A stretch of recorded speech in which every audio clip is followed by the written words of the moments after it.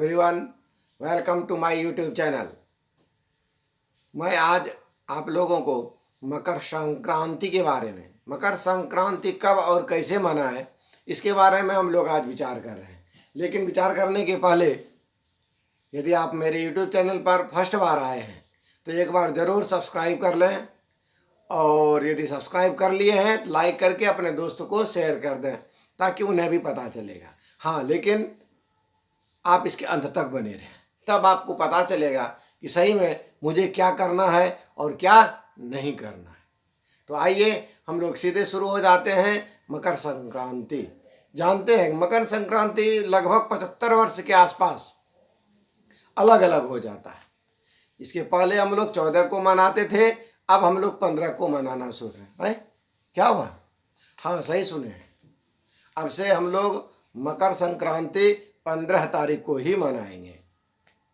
लेकिन क्या 15 मकर संक्रांति मनाते क्यों हैं?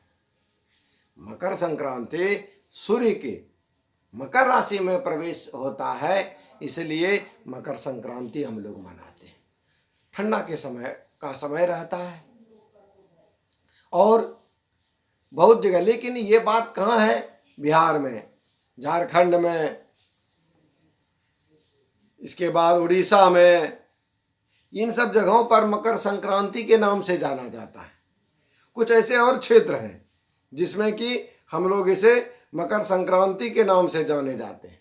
लेकिन आप चले जाएं केरल, कर्नाटक और आंध्र प्रदेश, वहाँ जाएंगे तो वहाँ आपको केवल संक्रांति ही मिलेगा, वहाँ मकर गायब है। बिहार का कुछ ऐसा क्षेत्र है जहाँ चले जाएंगे तो वहाँ तिला संक्रांति कहा जाता है। अर्थात इसका अर्थ क्या हुआ? इसका ये अर्थ हुआ कि आप अलग अलग क्षेत्रों में, देश के अलग अलग भागों में जाने पर यही 14 तारीख जो 15 तारीख हो गया है, ये 15 तारीख अलग अलग नामों से अलग जगह पर मनाया जाता है।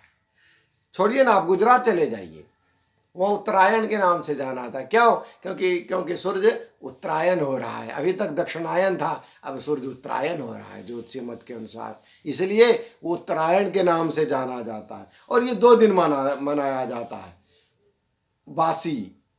बासी उत्तरायण भी मनाया जाता है गुजरात में, और इसमें पतंग उड़ाने का भी बहुत बड़ा विधान है।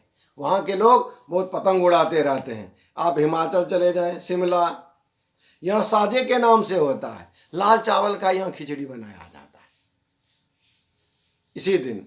आप पंजाब चले जाएं, माघी के नाम से आपको वहाँ पता चलेगा। राजस्थान जाएंगे, संक्रांत के नाम से जाना जाता है। असम जाएंगे तो माघ बिहू, कुमाऊं में घुघुतिया के नाम से जाना जाता है। सही बात है, सब जगह अलग अलग नाम से जाना जाता है। लेकिन यूपी जाएंगे, उत्तर प्रदेश, तो वहाँ खिचड़ी पर्व के नाम से जाना जाता है। महाराष्ट्र जाएंगे तो हल्दी कुमकुम पर्व के नाम से जाना जाता है। इसका अर्थ क्या है? इसका अर्थ है वहाँ की जो स्त्रियां होती हैं, सुहागिन स्त्रियां, वो हल्दी और कुमकुम से तिलक करती हैं, एक दूसरे को मिठाई बांटते हैं। नया वर्ष माना जाता है।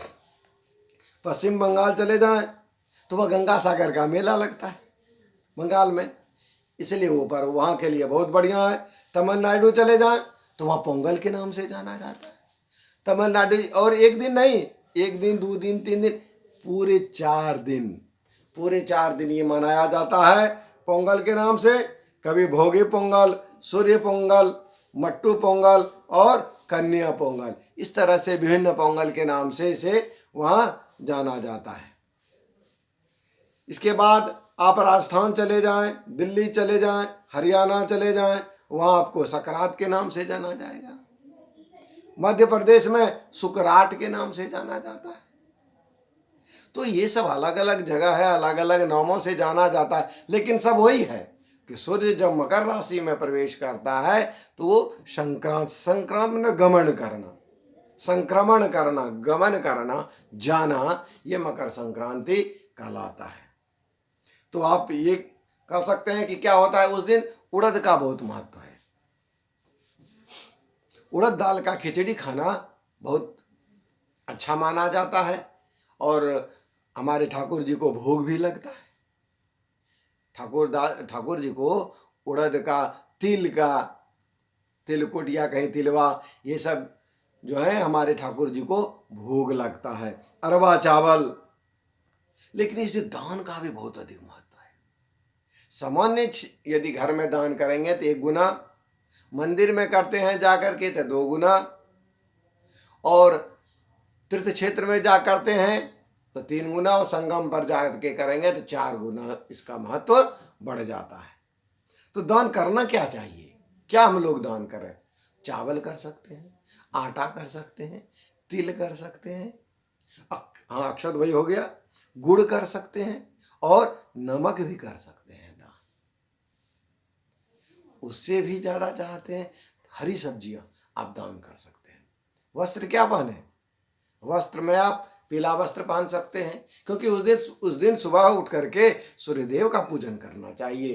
कुमकुम अक्षर आदि से सूर्यदेव का पंचोपचार पूजन करना चाहिए, दीपक जलाना चाहिए, उन्हें धूप दिखाना चाहिए, उन्हें नैवेद्य चढ़ाना चाहिए, ओम सूर्याय नमः का मंत्र जप करना चाहिए। इससे हमारे सूर्यदेव प्रसन्न हो जाते हैं। आप चाहें तो पीले रंग का वस्त्र पहन सकते हैं, या चाहें तो आप काला कलर का भी वस्त्र पहन सकते हैं, क्योंकि सभी दिन काला पहनना वर्जित है शास्त्र के अनुसार। लेकिन आप संक्रांत के दिन गणपति का पूजन करके आप काला वस्त्र पहन सकते हैं। तो करें क्या? कब करना चाहिए? तो सूर्योदय से लगभग आधा घंटा पहले, अर्थात 5:30 बजे के आसपास आप 5:30 से 6:30 के बीच में आप स्नान कर लें और सूर्यदेव का पंचोपचार पूजन करें। ये बहुत शुभ मुहूर्त माना जाता है। या नहीं तो 7:30 से लेकर के 9 तक का समय भी शुभ मुहूर्त अच्छा माना है। लेकिन 9 के बाद स्नान करना थोड़ा, आप जानिएगा कैसा स्नान होगा, तो वैसा हमारा शास्त्र ने मना किया है। तो आप इस तरह से यदि स्नान करते हैं और सूर्यदेव का पूजन करते हैं तो निश्चित ही धन धान्य, सुख, समृद्धि, आरोग्यता आदि की प्राप्ति होगी और आपका जीवन पूरा साल सुखमय रहेगा। बस आज इतना ही, शेष दूसरे दिन। राधे राधे।